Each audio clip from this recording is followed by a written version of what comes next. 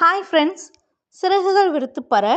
இன்றைக்கி நாம் உலகின் வேகமாக மனிதன் என்று அழைக்கப்படும் உசேன் போல்ட்டின் வாழ்க்கை வரலாற்றை பற்றி தான் பார்க்க போகிறோம். ஓட்டப்பந்தயங்களில் 8 முறை ஒலிம்பிக் தங்கம் வென்றிருக்காரு. 2008, 2012, 2016 ஒலிம்பிக்கில் தொடர்ந்து 100 மீட்டர் மற்றும் 200 மீட்டர் பட்டங்களை வென்ற ஒரே வீரர் உசேன் போல்ட். மேலும் 9.58 வினாடிகளில் 100 மீட்டர் ஓடி உலக சாதனை படைத்துள்ளார்.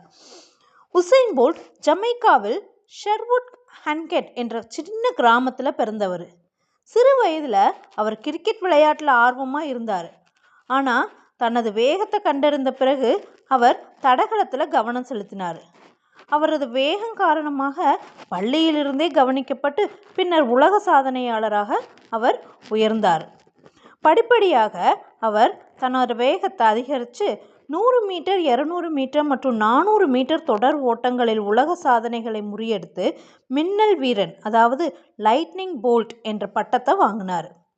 இத்தனை சாதனைகளை படைத்திருந்தாலும் அவரும் தனது ஓட்டப்பந்தய வாழ்க்கையில் உடல்நலம் பிரச்சனைகள், தொடர்ச்சியான காயங்கள், பயிற்சி மீதான ஆரம்பகால அலட்சியம் மற்றும் போட்டிக்கு முந்தைய சந்தேகங்கள் போன்ற பல தடைகளை எதிர்கொண்டார்.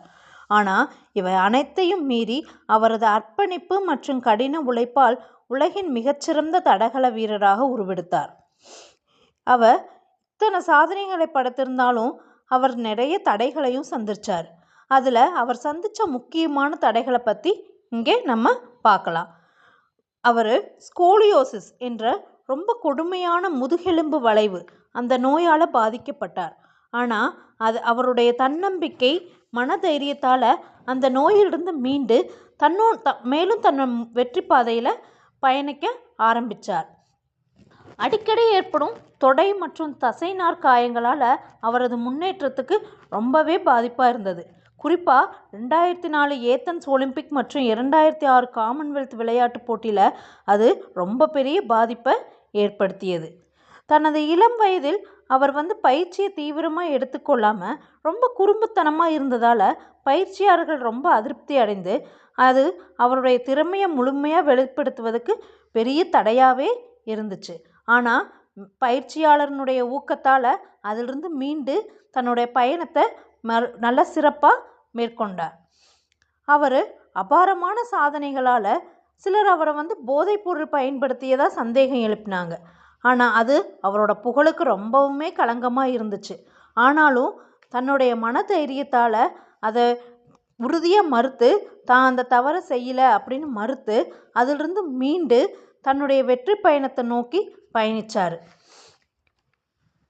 இந்த தடைகளை எல்லாம் மீறி உசேன் போல்ட் விடாமுயற்சியோடு செயல்பட்டு தடகள உலகில் தனக்குன்னு ஒரு தனி இடத்தையே உருவாக்கி கொண்டார். சுருக்கமாக சொல்லணும்னா உசேன் போல்ட் ஒரு சாதாரண ஏழ்மையான குடும்பத்தில் பிறந்தவர்.